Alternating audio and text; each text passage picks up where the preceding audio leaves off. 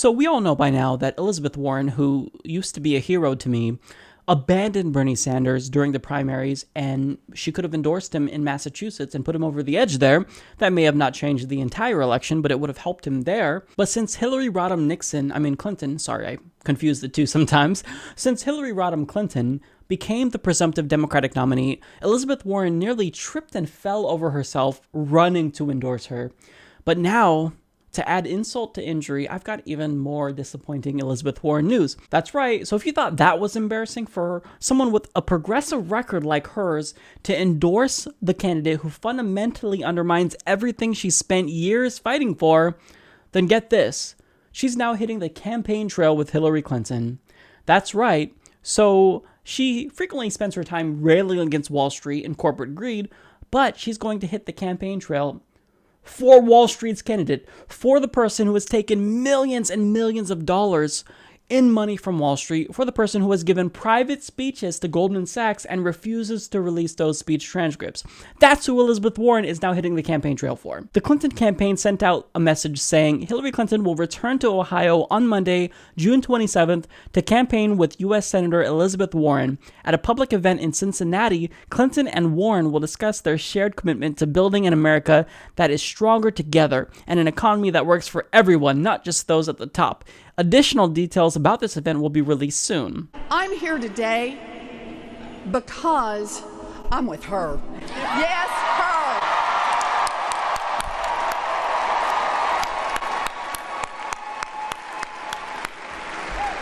We're all here today because we're with her, and we're going to work our hearts out to make Hillary Clinton the next president of the United States.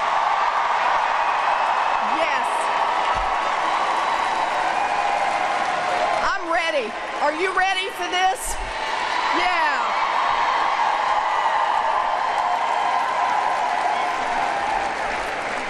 We're here with someone who gets up every single day and fights for us. Someone who has spent her whole life fighting for children, spent her life fighting for women, spent her life fighting for families, fighting for health care, fighting for human rights, fighting for a level playing field, fighting for those who need her most. We're here to fight side by side with Hillary Clinton.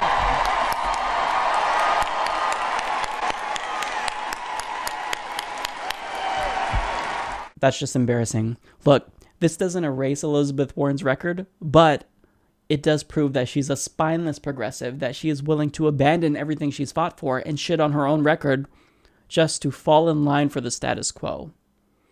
This is extremely disappointing. But just you wait, to prove that she is the progressive lion that she claims she is, she fiercely criticized Donald Trump and accused him of being a, quote, fraud and, quote, a cheapskate.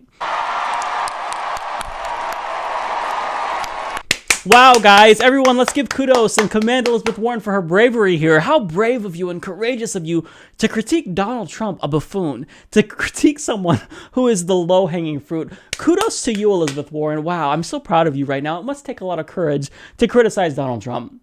No, do you want to know what would take courage? To stand up to someone in your own party who's a fraud. See, because what I want you to do as a true progressive is objectively apply that label for fraud. Hillary Clinton is very much a fraud, as is Donald Trump. So why would you not be objective and only attribute that label to Donald Trump?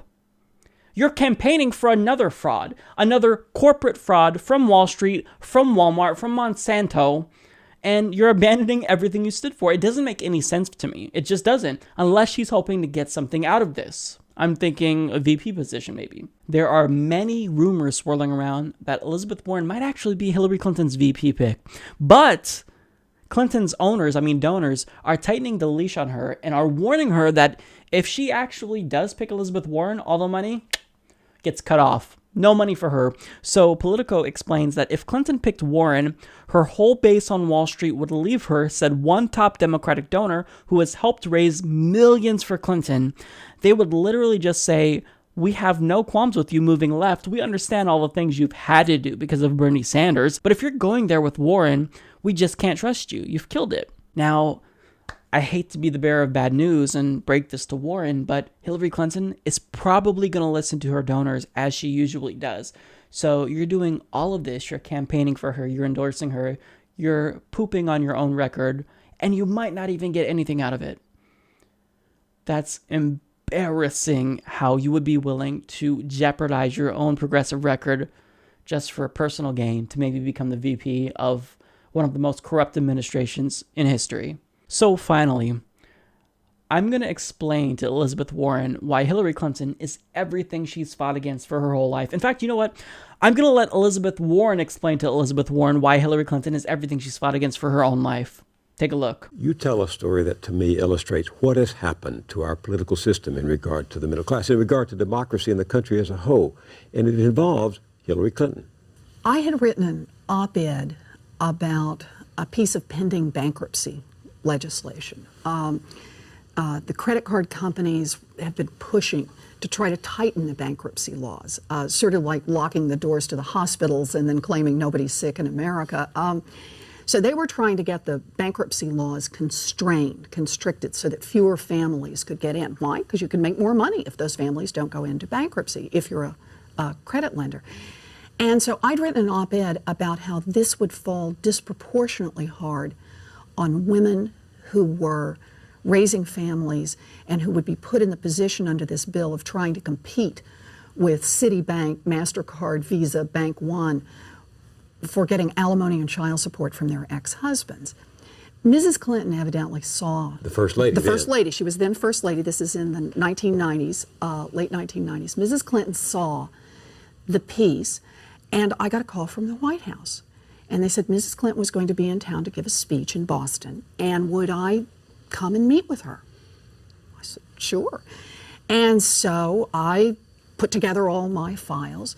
I show up at the appointed place. After she's finished her speech, we're ushered into a tiny little room somewhere in the bowels of this hotel, and just the two of us. They close the door.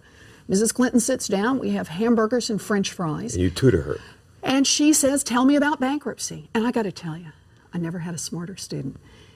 Quick, right to the heart of it. I go over the law. It's a complex law. Went over the economics, showed her the graphs, showed her the charts, and she got it.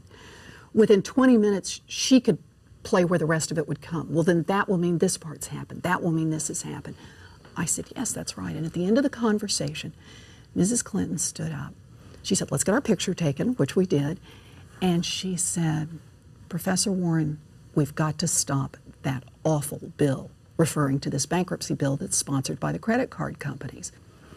So I left. She went back to Washington, and I heard later from someone who was a White House staffer that there were skid marks in the hallways when Mrs. Clinton got back as people reversed direction on that bankruptcy bill. They were supporting the industry, and because of her... President Clinton had been showing that this was another way that he could be helpful to business. It wasn't a very high visibility bill. And when Mrs. Clinton came back with a little better understanding of how it all worked, they reversed course, and they reversed course fast. And indeed, the proof is in the pudding. The last bill that came before President Clinton was that bankruptcy bill that was passed by the House and the Senate in 2000, and he vetoed it. And in her autobiography, Mrs. Clinton took credit for that veto, and she rightly should. She turned around a whole administration on the subject of bankruptcy. She got it. And then?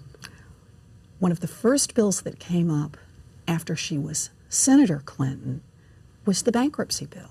This is a bill that's like a vampire. It will not die, right? There's a lot of money behind it. And the bill her husband had vetoed. Her husband had vetoed it very much at her urging. And?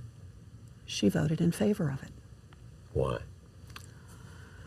As Senator Clinton, the pressures are very different.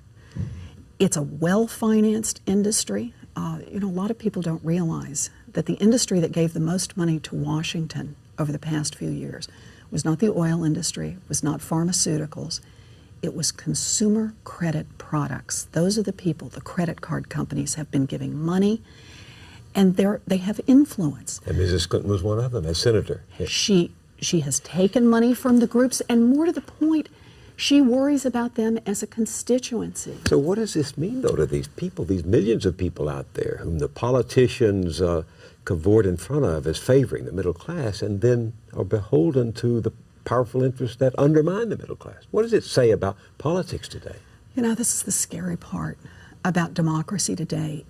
We're talking again about the impact of money. The credit industry on this bankruptcy bill has spent tens of millions of dollars lobbying, and as their profits grow, they just throw more into lobbying for how they can get laws that will make it easier and easier and easier to drain money out of the pockets of middle-class families.